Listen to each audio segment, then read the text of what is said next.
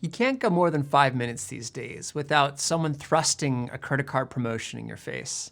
Claim this 300 sign-up bonus, 0% APR for the first 12 months. They get you in the mail, on TV, and every corner of the web. With a seemingly endless range of options, deciding on which credit card is right for you can feel like an impossible task. And of course, once you settle on one, you then need to roll the dice to see if you qualify. If you don't, you're back at square one.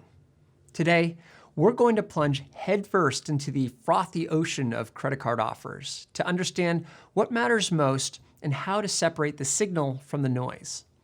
Our goal will be to make choosing credit cards a straightforward process by focusing on a few key perks and essentially ignoring the rest. So, if you're feeling overwhelmed by an incessant bombardment of credit card offers, or you want a straightforward strategy for choosing a card, this lesson is for you.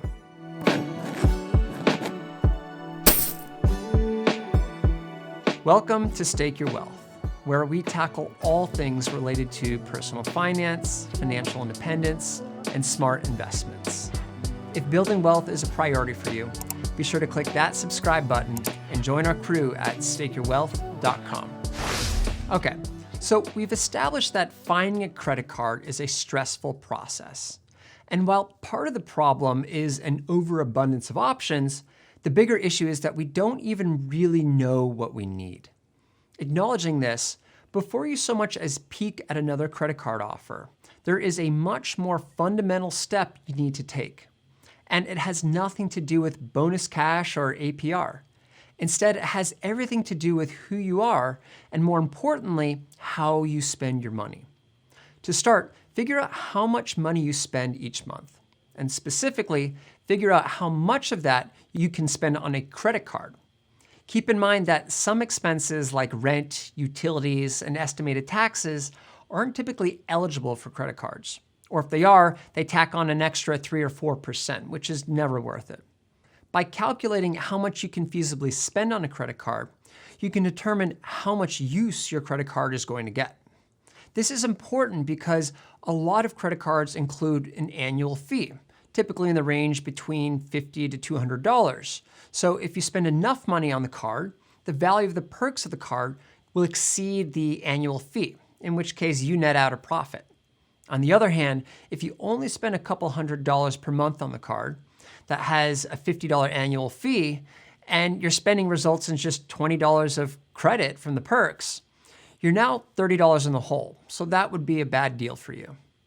You can even take things a step further by categorizing your monthly spending. How much do you spend on dining out?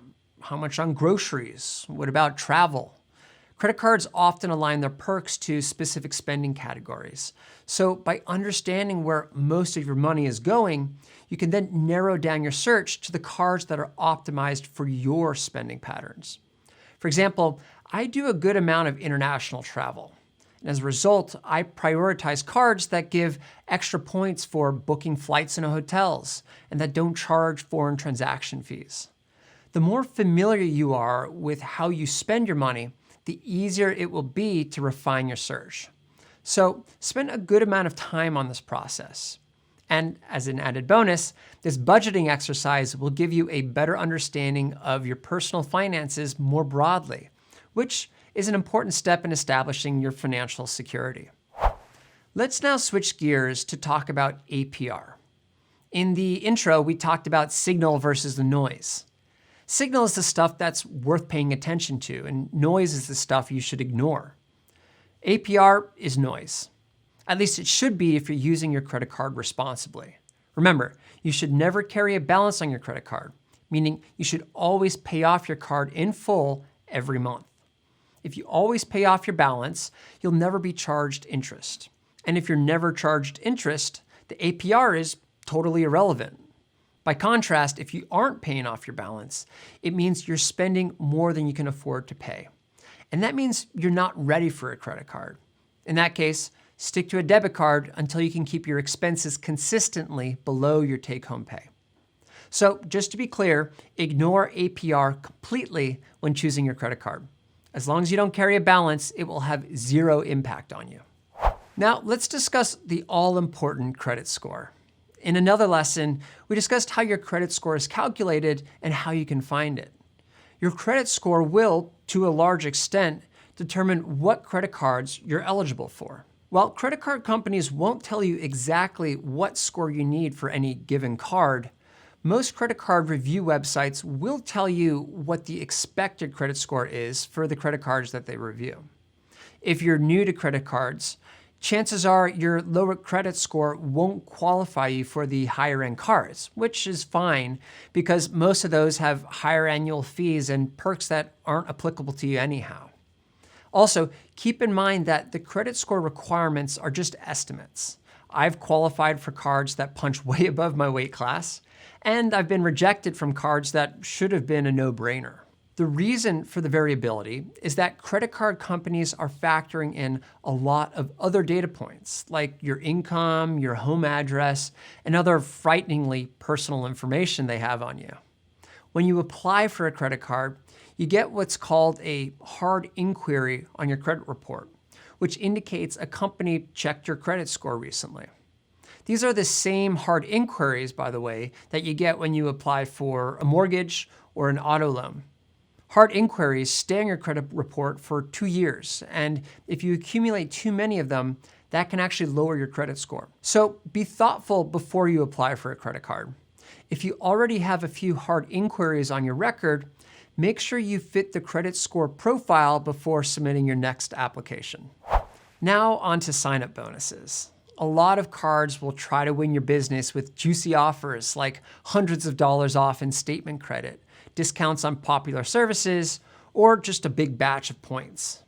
These offers are mostly honest, and some credit card enthusiasts can actually turn a decent profit by cycling through new credit cards to collect these offers. Just keep in mind that most of these offers are tied to a minimum spending threshold. So if you don't anticipate spending much, don't factor the bonus into your decision. Also, remember that most offers only apply to the first year. So if you're looking for value over multiple years, the initial sign-on bonus isn't particularly relevant. In other words, don't use the sign-up bonus as your primary reason for choosing the card. But if you're in the market for a card and you anticipate a large expense in the near future, like a vacation or a birthday, you might want to time things such that you apply the large expense toward meeting the spending threshold for that bonus. So that sums up the major considerations when selecting a credit card.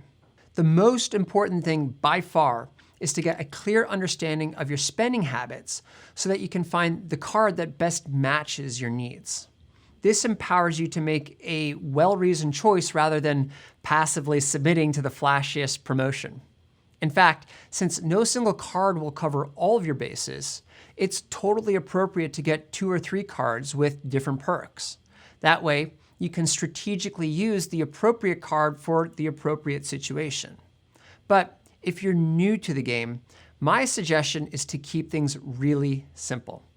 Ignore the bonuses that pressure you to spend more than you should, and ignore the APR, which is irrelevant as long as you pay off your balance in full, and you should. Just focus on a basic no-fee credit card that has a transparent cashback program. And I recommend cashback because it tends to be more straightforward to redeem than points. So it's a good place to start. Once you've done a robust self-assessment on your spending, head over to a reliable credit card review website like NerdWallet or The Points Guy and use their category filters to hone in on the best card for your needs. Keep in mind that these review websites get paid to promote the cards they review, so their ratings can be biased. But regardless, they still offer a solid overview of what's on offer. So ultimately, there's no question that choosing a credit card can be a stressful process. But hopefully this walkthrough makes things easier by helping you focus on the factors that really matter. Now that I've shared my thoughts on selecting credit cards, I'd love to hear your thoughts. What do you prioritize in a credit card? Are there any red flags you look out for during the process? Share that with me and the other wealth stakers in the comments below. Also, if you enjoyed this video, don't forget to subscribe and share this with anyone who loves building wealth. Finally, We publish the write-ups and podcasts for all of our content on our blog, stakeyourwealth.com. So be sure to check that out as well. With that, I bid you adieu and happy wealth staking.